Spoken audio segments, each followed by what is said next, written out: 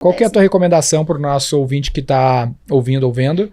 E ele tem lá a indústria, tá no varejo e ele tá querendo montar o canal de e-commerce e o varejista tá falando, pô, não monta não, que tu vai me ferrar.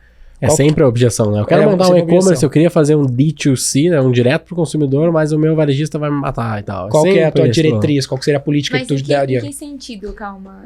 Eu sou uma indústria, fabrico shampoo.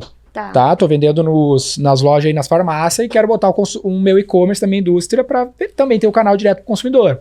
Só que o meu distribuidor e meu varejista... Vou fazer, digamos, o e-commerce da marca, né? Daquele shampoo e vou vender direto. Ele tá falando que vai parar de comprar de mim se eu colocar um e-commerce no ar.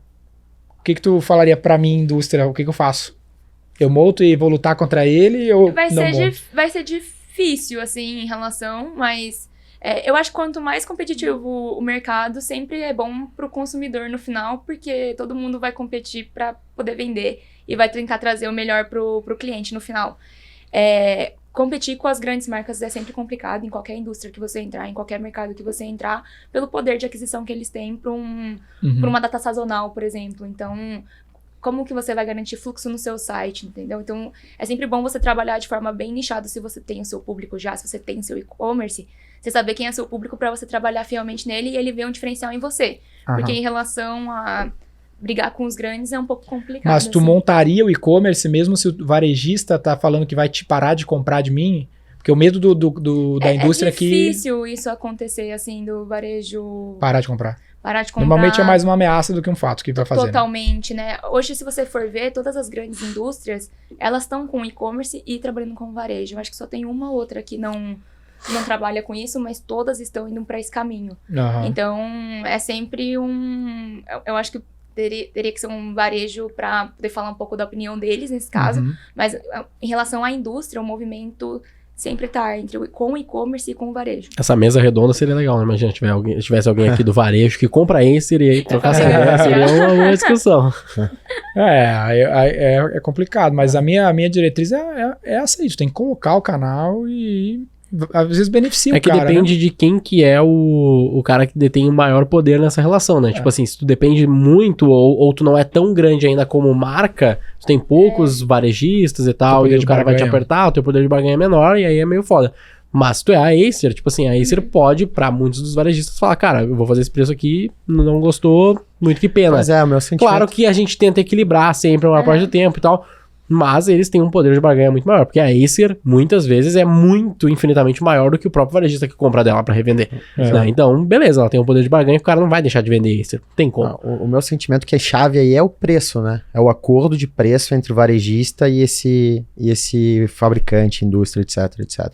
Existe algum, lá no caso da Acer, existe, assim, uma banda em que vocês conseguem mover o preço dentro do e-commerce de vocês versus iniciativas ou até o preço de tela que o cliente está vendo dentro da Magalu, por exemplo? Por exemplo, como a gente estava falando, né? Existe o time de vendas, o time de marketing, o time de trade, existe o time de produtos que eles fazem esse controle junto com o time de vendas. Então, eles sabem qual que é o preço do produto sugerido e eles colocam um valor para o varejo também para eles trabalharem, tanto quanto no e-commerce. Então, o time de produtos faz essa análise com cada cliente e a gente entende o nosso e-commerce também separado. E aí eles fazem esse controle de preço. E também existem ferramentas que controlam os preços em todos os varejos, no e-commerce, para ver como que está sendo a variação. Perfeito. Então, sim, existe essa... E é uma tendência também, né, nesse negócio do preço, que pelo menos às vezes que eu vi, até o próprio Acer, eu acho que eu já dei uma olhada alguma vez, que o preço geralmente é muito mais caro que no varejo. Geralmente, assim. No site próprio, né? Na maior parte das vezes, a maior parte dos produtos, tu vai ver a diferença de preço e pro consumidor que não entende, né, é sempre muito estranho. Tipo assim, pô, se eu vou comprar na Magalu, que vai ganhar um dinheiro, que certamente tá ganhando um dinheiro pra revender isso aqui, por que na Acer é mais caro, né? O cara não entende, né?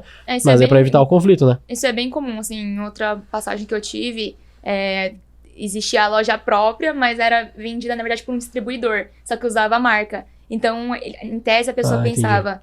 Nossa, mas como que aqui tá mais caro que no varejo? Mas é porque também existe uma outra empresa que também tá por trás para fazer a venda para o consumidor final. Legal. Então, isso também... Existem diversos custos, né? Que são calculados em cada cliente. Então, isso muda bastante.